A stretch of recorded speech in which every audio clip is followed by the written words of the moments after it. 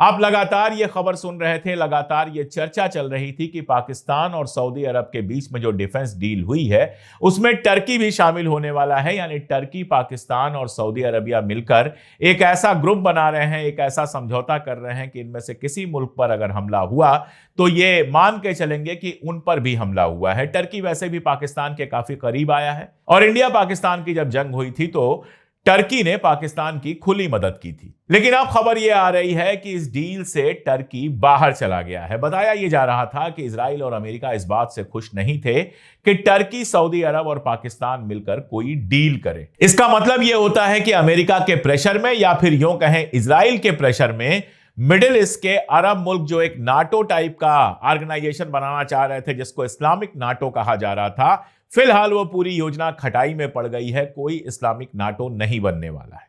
America और Israel कभी नहीं चाहेंगे कि ये सारे मुल्क इतने करीब आ जाएं कि जंग जैसे हालात में साथ मिलकर कोई फैसला ले सकें।